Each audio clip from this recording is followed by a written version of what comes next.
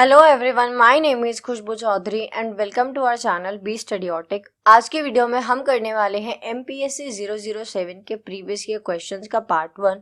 Video को and तक देखिएगा। अच्छी लगे तो लाइक शेयर कमेंट करना बिल्कुल मत भूलिएगा और इसी वीडियोस के लिए हमारे चैनल को अभी सब्सक्राइब करें। साथ ही आप जुड़ सकते हैं टेलीग्राम चैनल पर, जहाँ पर आपको इन सभी वीडियोज़ के फ्री PDF अवेलेबल होंगे।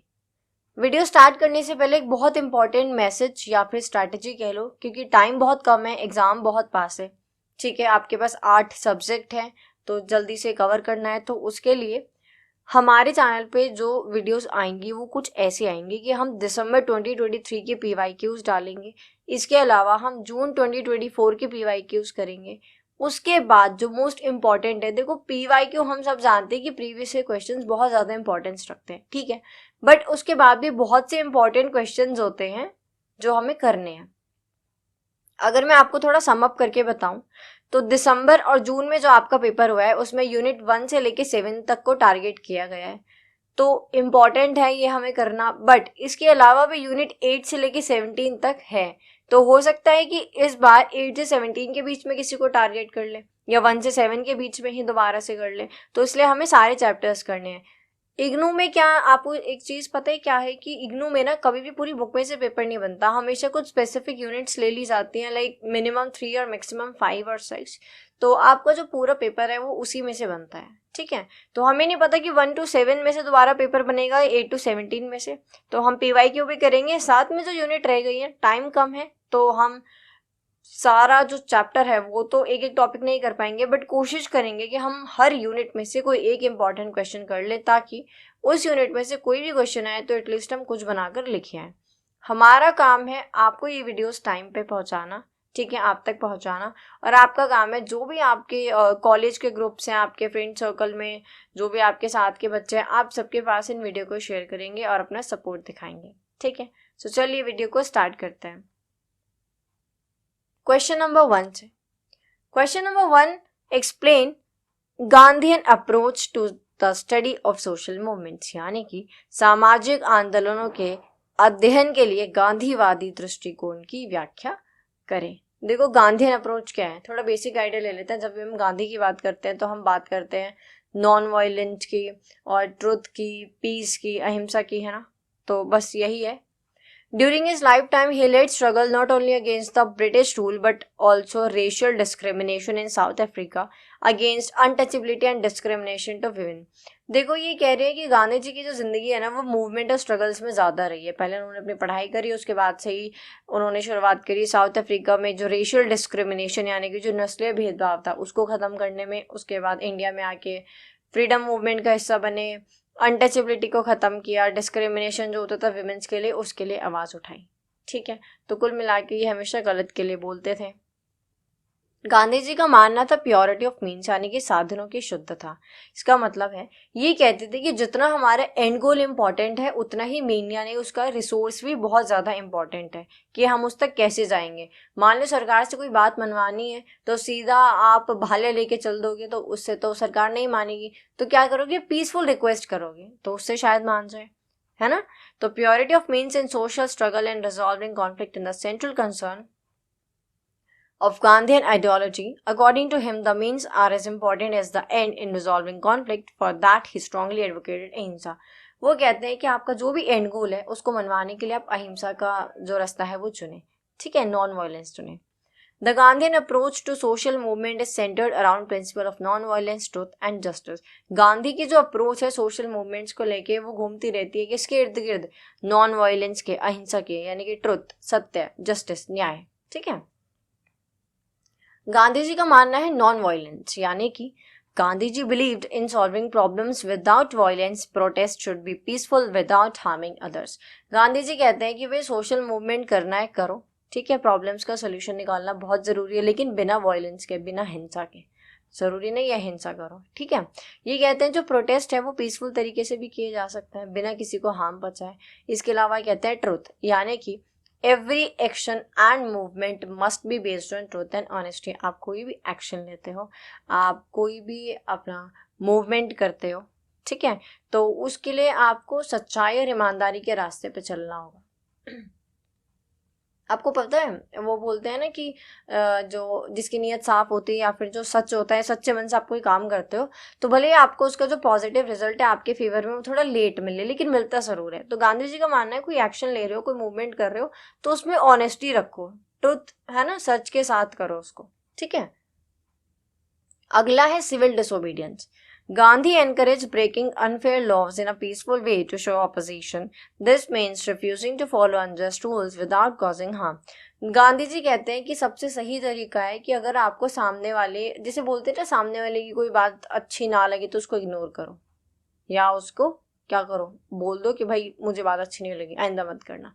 तो ऐसे गांधी जी कहते हैं कि अगर आपको कोई कानून अच्छा नहीं लग रहा, कोई पॉलिसी, कोई लॉ अच्छा नहीं लग रहा तो आप उसको डिसओबे करो पीसफुल तरीके से, है ना। Gandhi encouraged breaking unfair laws in a peaceful way to show opposition, and this means refusing to follow unjust rules without causing harm. ठीक है। अगला है focus on the poor. Social movements should uplift the poor and underprivileged, focusing on imposing the lives of most vulnerable people. कह रहे social movement अगर आप कर रहे हो ना तो आप उसमें पुअर के ऊपर फोकस रखो, क्योंकि देखो जो रिच हैं वो तो अपने लिए चीज़ें बेहतर कर ही लेते हैं, बट पुअर के लिए कोई आवाज़ नहीं उठाता, उनकी कोई सुनता भी नहीं, उनको दबा दिया जाता है। तो सोशल मूवमेंट्स क्या करते हैं, अपलिफ्ट करते हैं किनको, पुअर्स को, अंडर प्रिविलेज को, भले वो लेबर हो, वर्कर हो, विमेन हो, दलित हो, पीजेंट हो, फार्मर्स हो, कोई भी हो। जब भी किसी को ऑप्रेस किया जाता है समाज के अंदर, ठीक है, तो फिर उनके लिए क्या होता है, आप सोशल मूवमेंट करो, आप उनको सपोर्ट करो, है ना, उनको अपलिफ्ट करो। अगला है कम्युनिटी यूनिटी, यानी कि आप किसी भी धर्म या जाति या क्लास से बिलोंग करते हैं, है ना, किसी भी जाति या वर्ग से बिलोंग करते हैं, वो मैटर नहीं करता। लेकिन क्या मैटर करता है कि कोई भी अगर ऐसी चीज़ है जिसके लिए सबको एक साथ होना ज़रूरी है तो सब एक साथ हो, जिसको बोलते हैं community unity. Gandhi emphasized unity and working together for the common good regardless of religion, caste and class. ठीक है। अगला क्वेश्चन है question number 2, describe new social movements and their relevance. भाई न्यू सोशल मूवमेंट्स क्या होते हैं और उनका रेलेवेंस बताना है। देखो अच्छा पहले ओल्ड सोशल मूवमेंट समझ लेते हैं, इसमें लिखा नहीं है। ओल्ड सोशल मूवमेंट्स होते हैं जैसे फ्रीडम मूवमेंट हो गया, सेपरेशन के लिए हो गया, ऑटोनॉमी के लिए हो गया, है ना, जो ट्रेडिशनल प्रैक्टिसेस जिनमें फॉलो की जाती है। न्यू सोशल मूवमेंट्स आपके टोटली बेस्ड होते हैं राइट्स को लेके, जेंडर, विमेन स्पेशली, है ना, कास्ट को लेके, एनवायरनमेंट को लेके, ठीक है। So new social movement focus on identity and rights. जो न्यू सोशल मूवमेंट्स है आपके किसके ऊपर आधारित होते हैं, केंद्रित होते हैं, आइडेंटिटी यानी कि पहचान, और राइट्स यानी कि अधिकार। New social movement emphasise individual and group identity like gender, caste और एनवायरनमेंट, ठीक है, जेंडर, कास्ट और एनवायरनमेंट के ऊपर फोकस करते हैं। For example Dalit movement, the Dalit movement fights for the rights and dignity of Dalits in India, focusing on caste identity. जैसे कि जो दलित मूवमेंट था वो एक कास्ट को लेके, उसकी आइडेंटिटी को लेकर, उसके राइट्स के लिए मूवमेंट था, ठीक है। These movements often stay away from traditional politics and focus on non-violent means like protest, awareness, campaign and advocacy. ये जो movements होते हैं ना, ये जो पुरानी ट्रेडिशनल पॉलिटिक्स इन्वॉल्व होती थी ना, उनसे बिल्कुल अलग होते हैं। यहाँ पे लोग अवेयरनेस फैलाते हैं, प्रोटेस्ट करते हैं, कैंपेन्स चलाते हैं, ठीक है, एडवोकेट करते हैं। फॉर एग्जाम्पल जो चिपको मूवमेंट हुआ था 1970 में, उसमें क्या है, बहुत ही पीसफुल तरीके से, नॉन वायलेंट तरीके से एक एनवायरमेंटल प्रोटेस्ट चलाया जा रहा था, जिसमें लोगों ने किसको, ट्रीज को हक कर लिया था ताकि उनको ना काटा जाए, है ना, उनको बचाने के लिए।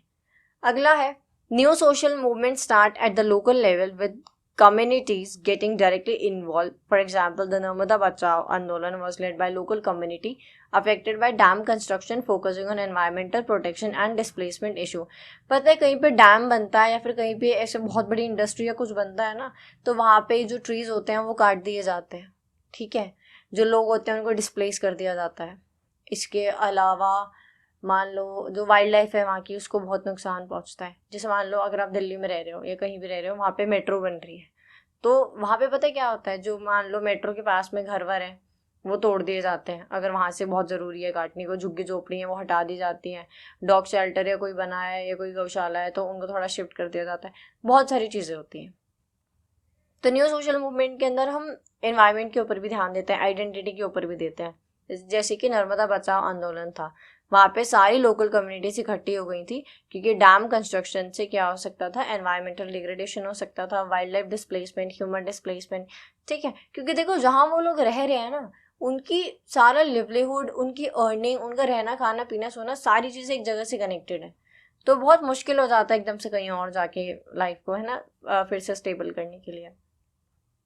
अगला है new social movement go beyond class based struggle and focus on issue like environment, gender, human rights. For example the women's movement in India raised issue like domestic violence and women safety and gender equality. कह रहे जो new social movements होते हैं ना, वो जो class based struggle होते थे ना पहले के टाइम पे, जो स्ट्रगल्स होते थे, इनसे बिल्कुल आगे बढ़ के बिल्कुल ही परे होते हैं। ठीक है, अब बात होती है जेंडर की, ह्यूमन राइट की और एनवायरमेंट की, जैसे कि विमेंस मूवमेंट हो गया।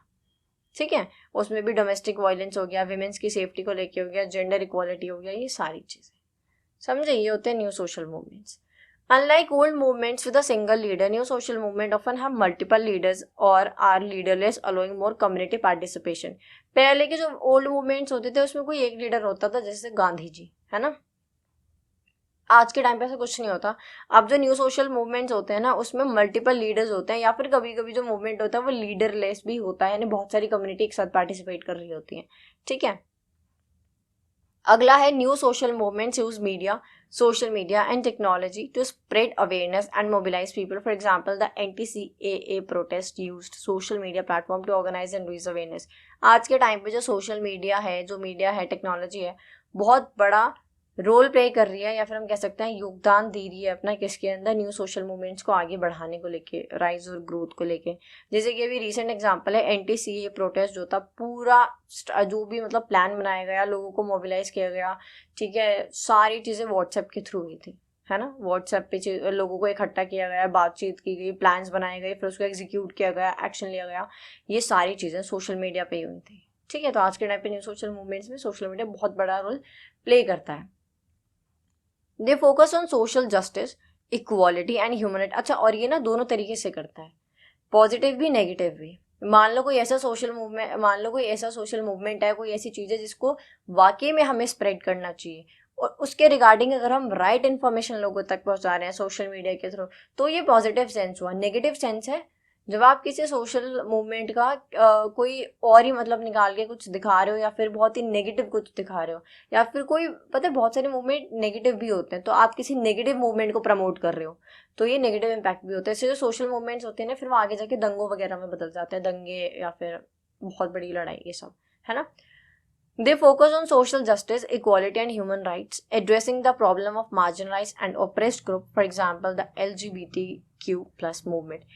कह रहे हैं कि जो न्यू सोशल मूवमेंट्स होते हैं वो ऐसे जो मूवमेंट्स होते हैं LGBTQ+, एनवायरमेंट, जेंडर जस्टिस, इनके ऊपर काफ़ी, इक्वालिटी, ह्यूमन राइट्स के ऊपर काफ़ी क्या करते हैं, ध्यान देते हैं। जो भी मार्जिनलाइज ग्रुप होते हैं उनके ऊपर ध्यान दिया जाता है। पहले के टाइम में नहीं कि सेपरेशन चाहिए या क्लास के या कास्ट के बेस पे होगा। ठीक है, ये होते हैं न्यू सोशल मूवमेंट्स।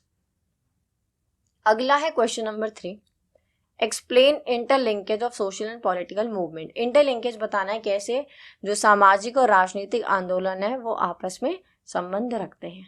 ठीक है, देखो मूवमेंट कोई भी हो, आपस में रिलेशन सबका होता है। ठीक है, सो पहला है शेयर्ड गोल्स, यानी कि both social and political movement aim to bring about change, while दोनों ही समाज में बदलाव लाने के लिए किए जाते हैं। फर्क इतना है कि जो सोशल मूवमेंट्स होते हैं उनका फोकस होता है सोसाइटल इशू, यानी कि सामाजिक मुद्दों पे, जैसे कि कास्ट, है ना, जाति, जेंडर इक्वालिटी, एनवायरमेंटल जस्टिस, ये सब। पॉलिटिकल मूवमेंट में फोकस होता है पावर के ऊपर, गवर्नेंस के ऊपर, पॉलिसी चेंजेस के ऊपर, कहीं ना कहीं चीज़ें आपस में ओवरलैप कर जाती है। ठीक है भाई, देखो सोशल मूवमेंट्स भी कब होते हैं, जब कोई ऐसी सरकार पॉलिसी लेके आए या कोई ऐसा लॉ लेके आए जो लोगों को पसंद ना आए, तो लोग क्या करते हैं, मूवमेंट करते हैं। तो कहीं ना कहीं आपस में इंटरलिंक्ड होते हैं, है ना। सेकेंड है mobilisation. Political parties and leaders often support social movements to gain political support, for example in farmers movement. देखो ये जो पॉलिटिकल पार्टीज और लीडर्स होते हैं ना, ये यूज़ करते हैं सोशल मूवमेंट्स को अपने गेन के लिए।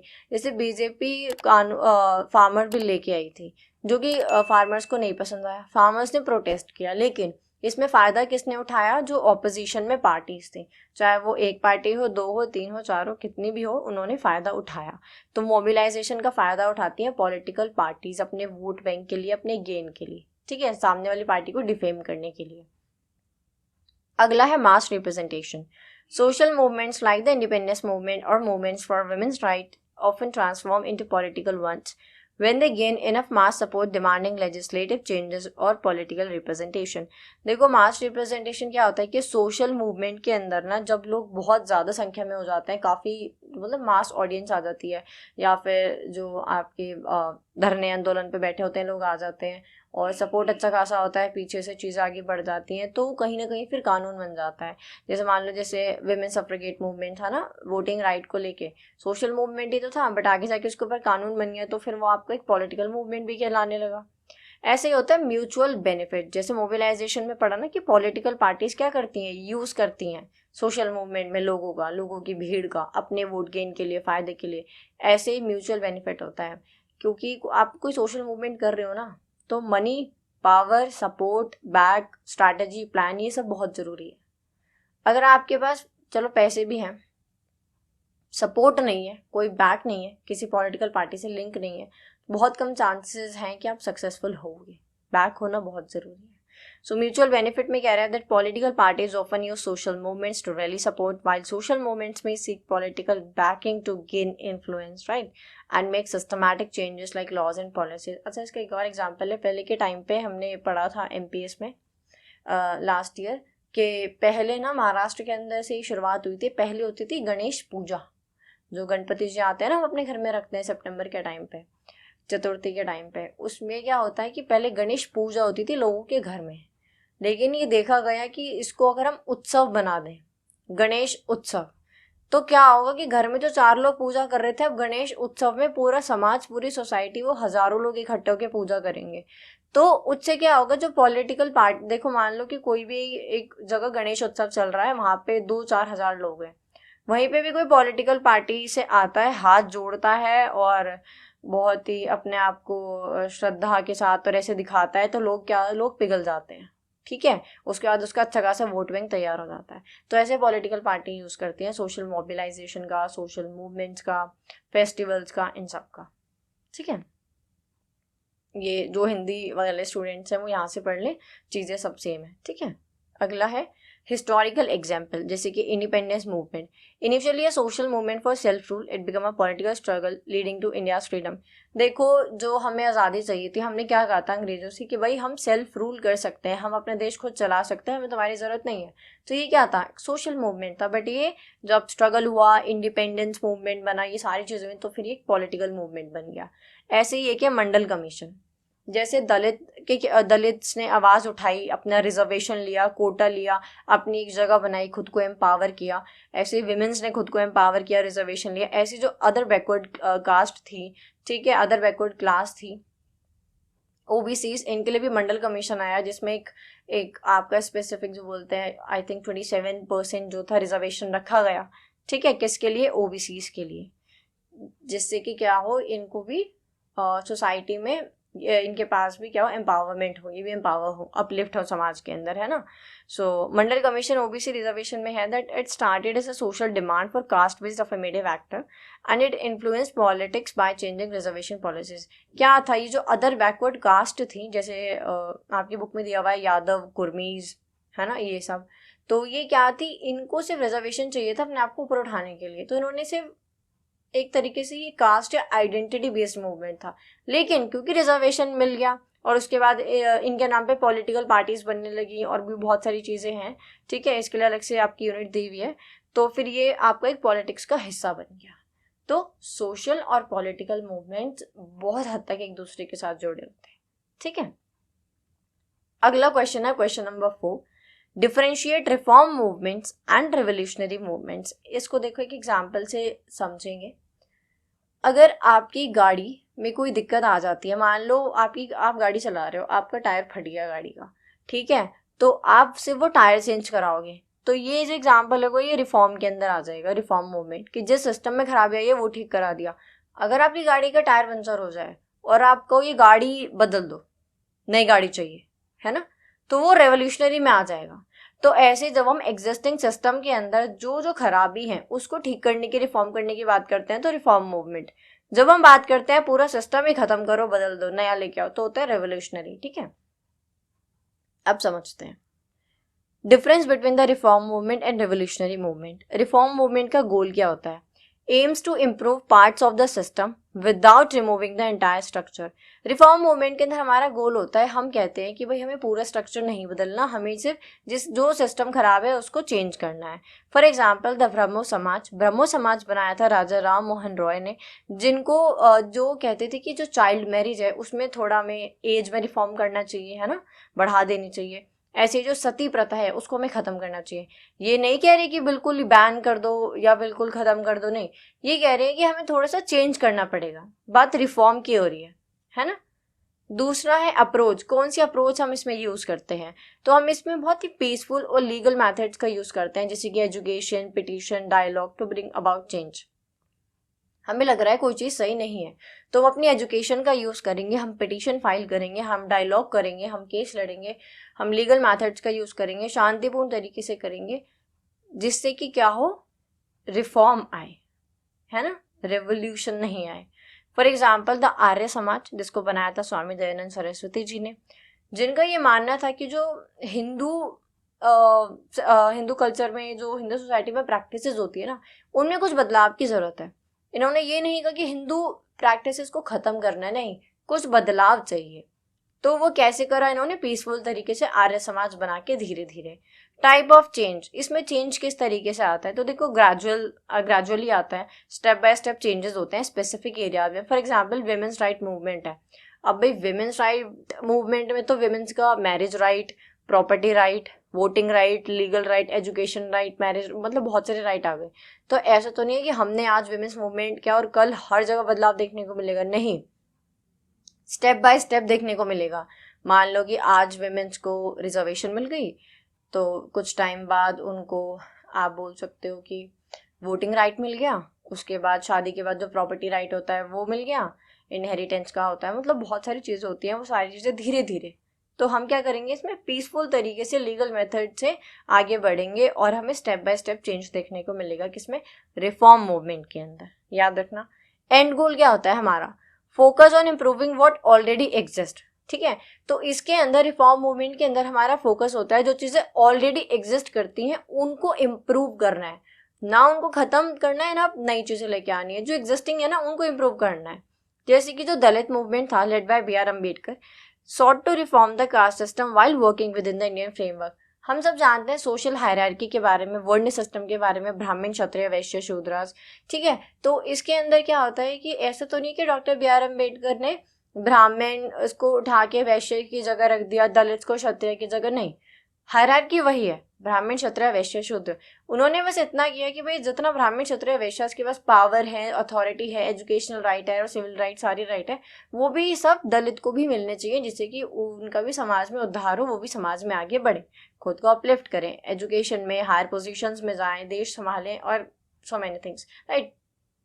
तो एंड गोल क्या होता है कि जो ऑलरेडी एग्जिस्टिंग सिस्टम है उसको इम्प्रूव करना है, चेंज नहीं करना है। आउटकम क्या निकल के आता है? Leads to the social improvements and gradual evolution within existing system.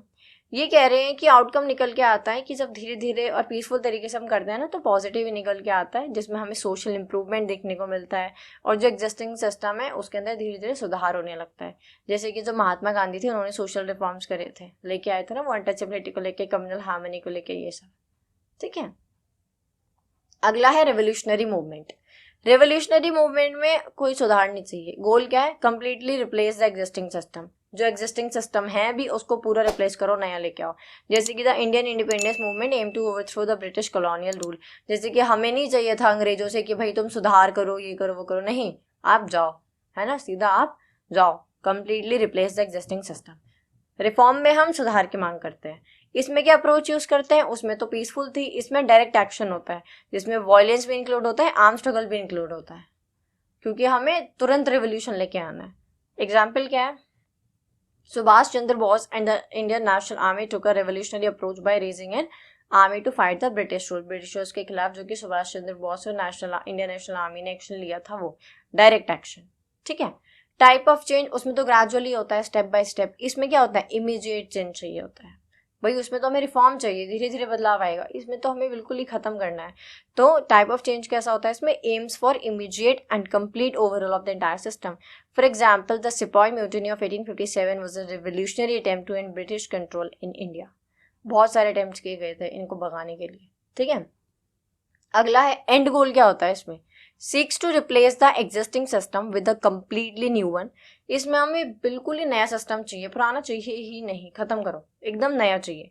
जैसे कि जो नक्सलाइट मूवमेंट हुआ था पश्चिम बंगाल में 1960 में, उसमें उनका एम क्या था, रेवोल्यूशनरी जो थे, जो मतलब रेवोल्यूशनरी मूवमेंट कर रहे थे, हुआ था कि जो गवर्नमेंट है एग्जिस्टिंग उसको बिल्कुल खत्म करो, निकाल के फेंक दो, और एकदम न्यू सोशल ऑर्डर को एस्टेब्लिश करो। रिजल्ट क्या, अच्छा ठीक है, नेक्स्ट है आउटकम। आउटकम में रिजल्ट क्या निकलता है, या तो कंप्लीटली सिस्टमैटिक चेंज हो जाता है, जैसे हमने अंग्रेजों को भगा दिया, या फिर तो फेल हो जाते हैं, जो कि हम उन्हें भगाने से पहले बहुत बार फेल हुए थे। For example the Ghadar movement sought to overthrow the British rule by revolutionary means but did not succeed, है ना। तो जो रिफॉर्म है वो ज़्यादा सक्सेसफुल होता है रादर देन रेवोल्यूशनरी। समझ आया। अगला है question number 5, describe social transformation.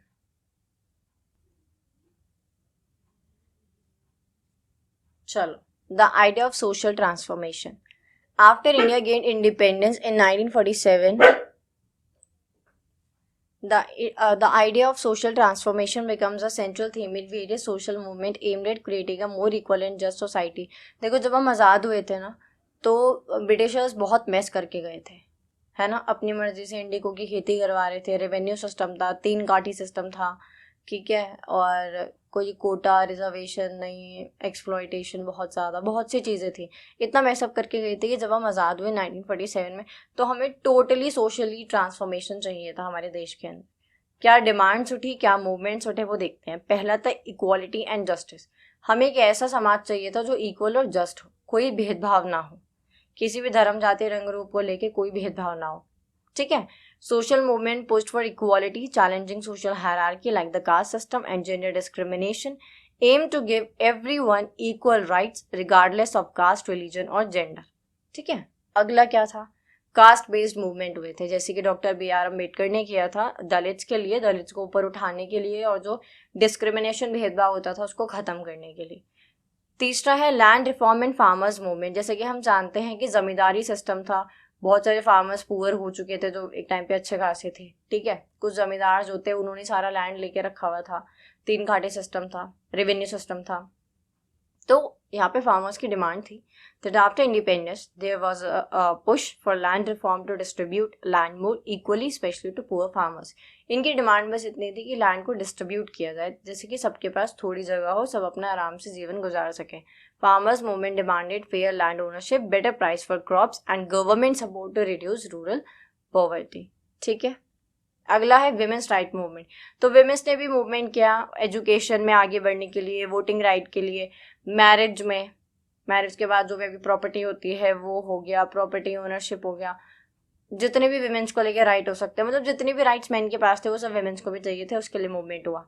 Labour right movement हुआ जिसमें उन्होंने डिमांड करी कि भाई बेटर वेजेस हो, क्योंकि इनको ना काफ़ी एक्सप्लॉइट किया जाता था, दिहाड़ी भी अच्छी खासी नहीं मिलती थी, बहुत कम पैसे मिलते थे, बहुत एक्सप्लॉइट किया जाता था, लॉन्ग वर्किंग आवर्स तक काम कराया जाता था, ठीक है। So working in industries and factories begin organising to demand better wages, working condition and job security. अगला है environmental movement. People demanded sustainable development that did not harm forest, rivers and rural livelihood, for example Chipko movement. देखो मतलब बहुत सारे लोग, क्या सबको ही nature से प्यार होता है लगभग, है ना, आपको भी है, मुझे भी है। तो क्या होता है कि डेवलपमेंट के नाम पे ना नेचर को बहुत नुकसान होता है, ठीक है। आप देखते हो मेट्रो कहीं से निकल रही है, कोई MNC बन रही है, बड़ी फैक्ट्री है, कुछ भी, तो इतने पुराने पुराने पेड़ों को भी काट दिया जाता है कितनी आसानी से, है ना। So people demanded sustainable development that did not harm forest, rivers and rural livelihood. For example, आपका चिपको मूवमेंट हमने पढ़ा है, ठीक है। अगला है लैंग्वेज एंड आइडेंटिटी मूवमेंट और ट्राइबल मूवमेंट। इनको लेके भी आपके चैप्टर दिया हुआ है, पूरी बुक के सोशल मूवमेंट्स को लेके है, ठीक है। सो लैंग्वेज और आइडेंटिटी मूवमेंट्स में है that after independence some group for to preserve their language. बहुत सारे ऐसे ग्रुप थे जो अपनी लैंग्वेज को, कल्चर को, रीजनल आइडेंटिटीज को प्रिजर्व करना चाहते थे, जिसके लिए वो मूवमेंट कर रहे थे। यही कारण था कि जो ट्राइबल्स थे, ट्राइबल ग्रुप्स थे, जो ट्राइब्स थे नॉर्थ ईस्टर्न में, वो नई इंडिया के साथ जुड़ना चाह रही थी, क्योंकि उनको डर था कि कहीं उनका कल्चर उससे छीन न लिया जाए। सोचो कितना मुश्किल होगा कि जो ट्राइबल्स हैं, जो आदिवासी हैं, जो थोड़े दूर एरिया में रहते हैं, वो आके अगर उनको बोला जाए कि आपको दिल्ली में रहना है, कितना मुश्किल उनका सर्वाइवल हो जाएगा ना। सो इसलिए ट्राइबल मूवमेंट हुआ। Tribal community sought to protect their land, culture and right from exploitation and displacement due to industrial project, for example Jharkhand movement. ठीक है, that's all for today. I hope आपने video पूरी देखी है और like कर दी है, शेयर कर दी है, कमेंट कर दिया है। So thank you and B Studiotic. मिलते हैं अगली वीडियो में।